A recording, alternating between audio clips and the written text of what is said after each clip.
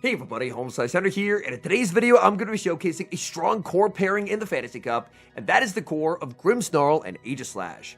Grimmsnarl is a Dark and Fairy type Pokemon with a moveset of Sucker Punch, Power Up Punch, and Foul Play. Grimmsnarl is able to boost up its Sucker Punches and is incredibly effective at grabbing opponent's shields. And once shields are down, there's no Pokemon in the game stronger at taking knockouts than Aegislash. For the third, I'm using Azumarill because it's bulky and neutral, but honestly a wide variety of Pokemon could be used as the third here.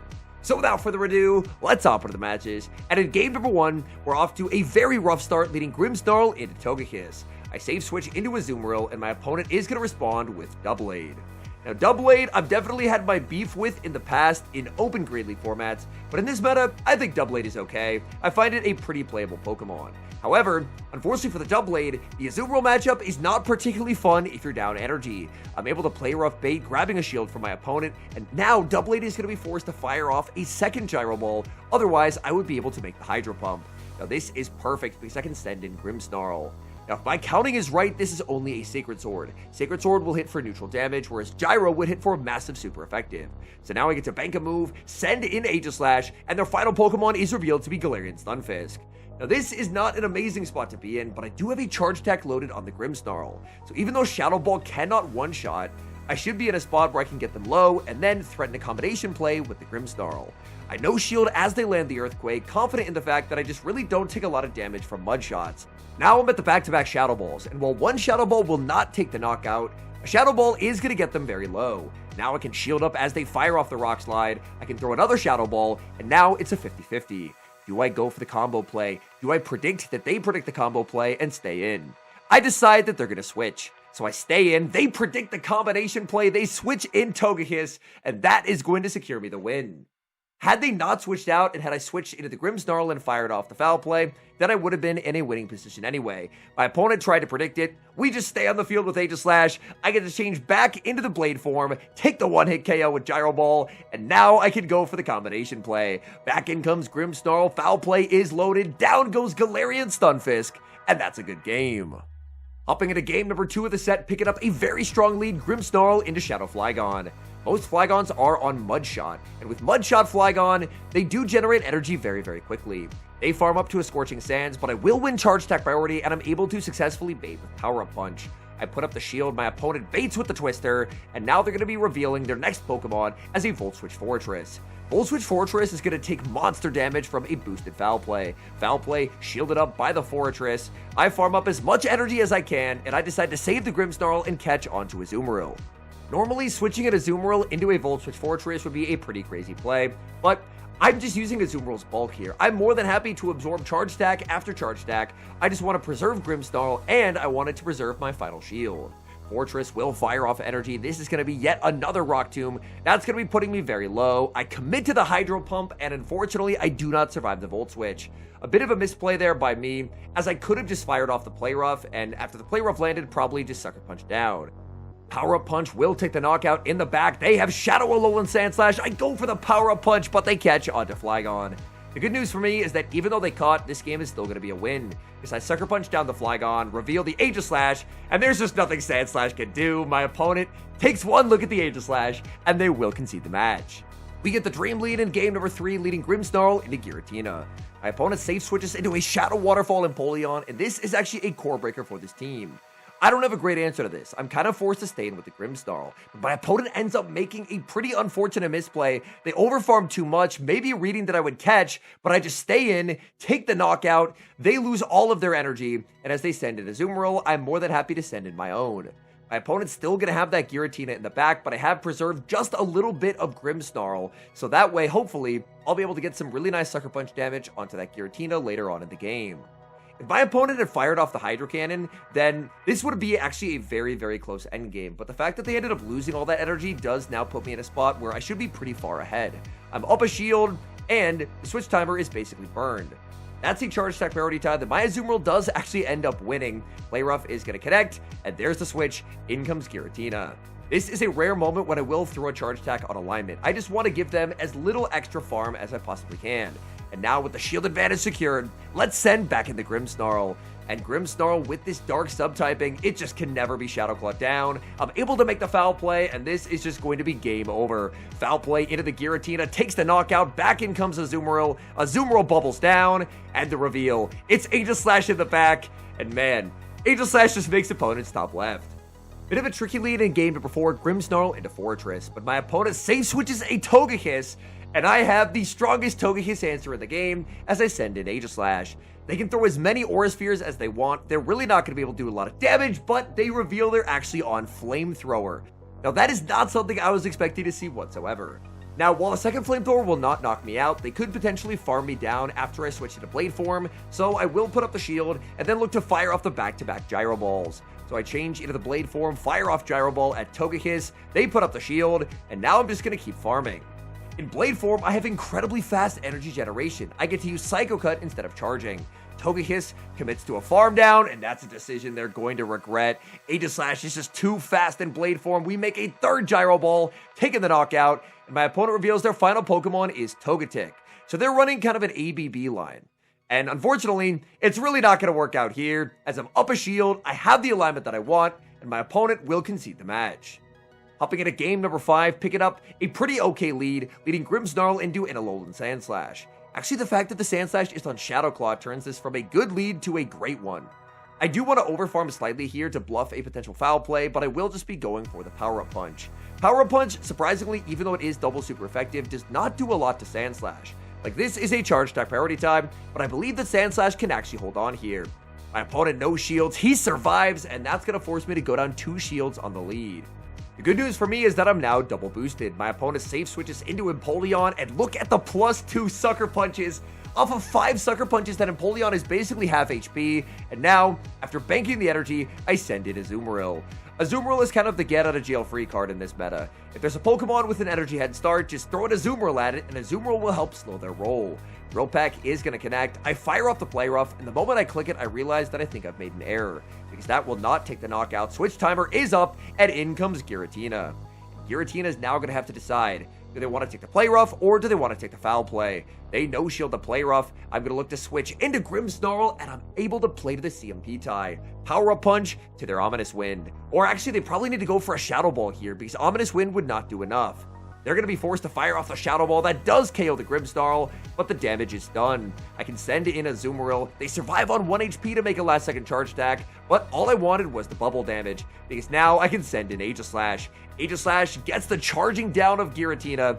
In comes the Sandslash. Sandslash is going to barely survive to make the last-second Drill Run, but a Drill Run plus a Hydro Cannon will not take the knockout. Drill Run will connect. All that's left is the Empoleon in the back, and we get the 5-0 set. Great lead in the next match, leading Grimmsnarl into Doublade, and the Doublade is not switching out. They decide to bank a move and then safe switch into Azumarill. If someone safe switches Azumarill into you, it's a very safe play to just bank a ton of Grimmsnarl energy, and then either send an Aegislash or your own Azumarill. Here, my opponent ends up going way over 100 because they were just waiting for me to throw, but I was just never going to throw until I farmed up to the back-to-back. And it looks like my opponent is actually walled. They're not on Hydro Pump, and that is really going to cost them. I do think that even though I was in shield form, firing off the Play Roughs would have been better than farming that much over 100, because that's just so much energy that they ended up wasting, and Aegislash is able to get big damage and pressure a shield away from them. Here, I try and go for the CMP sack swap, but my opponent actually tries to snipe with Doublade. Doublade gets KO'd by the foul play, and we are just very far ahead in this game.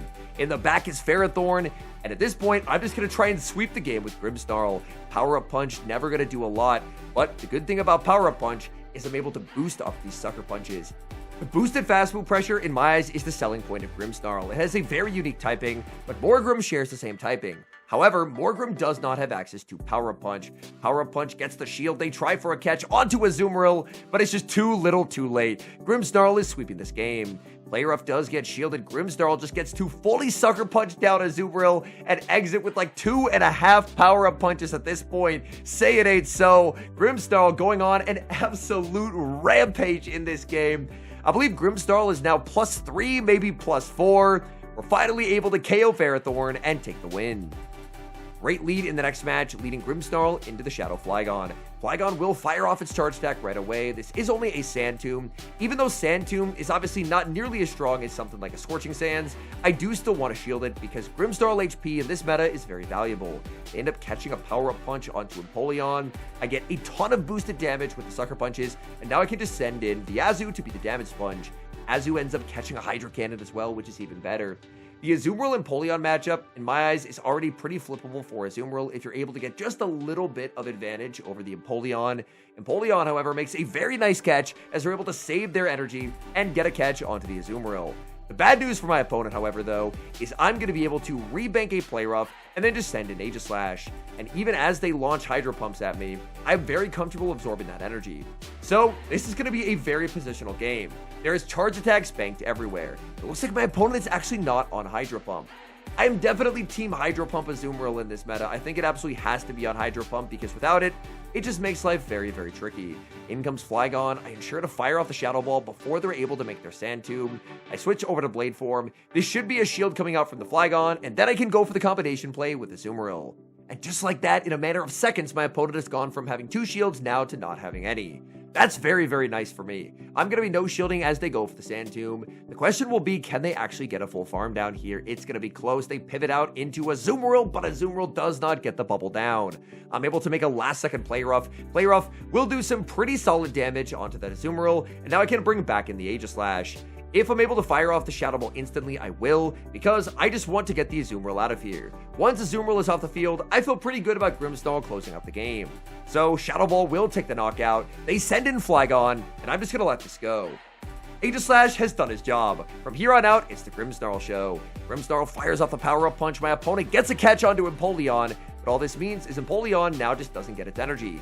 They get farmed down, in comes Flygon, Flygon gets farmed down as well. That was a very fun positional game, but luckily we're able to emerge victorious. We move to the next match, leading Grimmsnarl into an Astonished Mawile. Now initially when I was theory crafting what I wanted to run for today's video, I did end up running some sets with Astonished Mawile. But after a while, I ended up feeling like it was generally just a worse Grimmsnarl. Mawile will successfully bait me with a power-up punch, which is a little bit tough, and I end up catching power-up punch number 2. A Vice Grip would have basically just knocked out the Grimmsnarl, so that's why I wanted to put up the shield, but unfortunately my opponent did not go for it. And now they're at +2 attack, which means they can inflict some serious damage with Vice Grip, but I don't really feel like I can surrender the final shield. My opponent now sends in a Waterfall Shadow Empoleon, and it definitely feels like this game is not going according to plan. I'm hopeful that I will be able to make a last-second Play Rough here, but my opponent knows it. They are not going to let me get there. They fire off this Hydro Cannon, and unfortunately, I get KO'd. Back in comes the Grimmsnarl. Grimmsnarl going for the power-up punch, so going to try and ramp up damage as much as possible. My opponent, no shields. They're saving all shields for a Morgrim in the back.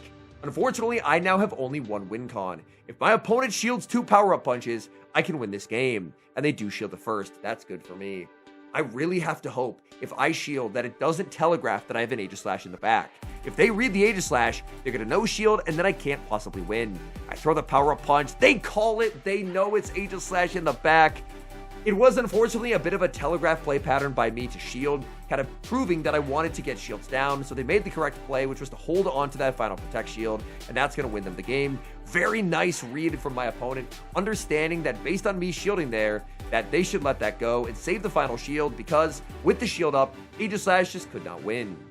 We see a familiar lead in the next match, leading Grimmsnarl into Aegislash. My opponent save switches into Morgrim. This is back-to-back games seeing Morgrim. People are realizing the Dark Fairy typing is quite strong in this meta. But the good news is this time I still have my Azumarill. So Azumarill tanks the Play Rough. I'm going to fire off a Play Rough of my own and really just try and make life as uncomfortable as possible for my opponent. They no shield, Morgrim gets KO'd, and Morgrim getting knocked out is very, very nice. I did not want to have to deal with the Morgrim endgame sucker punching through my Aegislash, so I would much rather they just play the zeros here. Aegislash fires off the Drill Run, that barely takes the knockout, and back in comes my Grimmsnarl. I'm going to go for the power-up punch. I just want to boost up my attack as much as possible, and my opponent does end up shielding the first. That is very, very nice. I want to try and get shields down here, because whether it's a boosted Grimmsnarl or whether it's going to be the Aegislash in the back, either way, if I get shields down, I should be in a very nice spot. Power-up punch does get the final shield. I have a +2 Grimmsnarl and an Aegislash. What can possibly beat that? They go for the drill run. There's the reveal. It's a Grimmsnarl in the back as their final Pokemon. And since I'm +2, I'm actually going to fire off the Foul Play. Now, this is resisted damage, but it's definitely not going to look it as it lands onto the Grimmsnarl. And now I get to bank a Power-Up Punch for later, send in Aegislash, and Aegislash will be able to clean up this game. Aegislash more than happy to absorb a Hydro Pump, and just look to fire off the Shadow Ball. I'm going to look to farm up here right before they're able to make their next Hydro. This will secure the knockout, and then, because I switch forms, I'm only going to be a few Psycho Cuts away from the game-winning move. Shadow Ball is going to land, in comes the Sandslash, and it turns out I actually don't even need the Shadow Ball. I can just Psycho Cut down and take the win. We see a familiar lead in the final match, leading Grimmsnarl into one final Alolan Sandslash. I do feel like there was a lot of Alolan Sandslash to try and counter the Giratina lead that I ended up putting out yesterday. So to have a Pokemon that was able to do well into the Sandslash and the Giratina ended up working out pretty nicely. My opponent ends up no-shielding the Power-Up Punch, but Grimmsnarl gets a full farm down. I exit with a ton of energy. They send in a Flygon, and if this is their answer to a Grimmsnarl, they just don't have an answer. It's actually the Shadow Shiny Flygon. That is incredibly cool. And Grimmsnarl is actually able to win Charge Attack priority over the Flygon. Power-Up Punch is going to be shielded. They did build up to a Scorching Sand, so I am absolutely going to respect it. So I will put up the shield. They do just go for the Sand Tomb. I get the full farm down. In the back is a Giratina.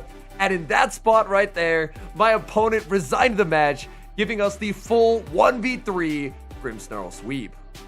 All in all, I had so much fun getting to run this team today. This is definitely not the most conventional or the most meta team that you could run for the Fantasy Cup. I feel like yesterday's video was a good example of just a strong, standard meta team, but I wanted to go a bit more anti-meta today, and it ended up being very, very fun.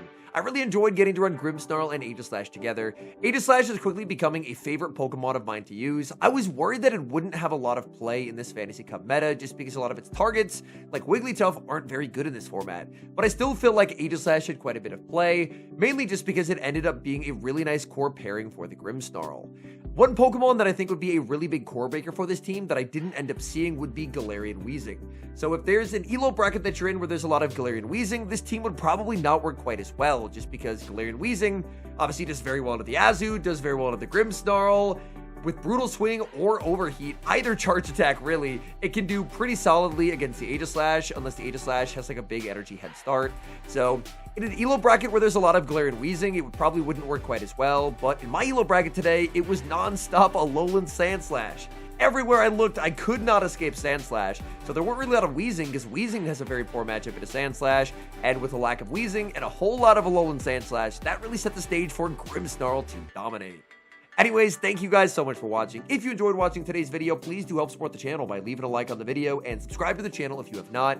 And an extra special thank you, as always, to our channel members here on YouTube. The support you guys provide to the channel is so appreciated, so thank you guys oh so very much. And until next time, I've been HomeSliceHenry.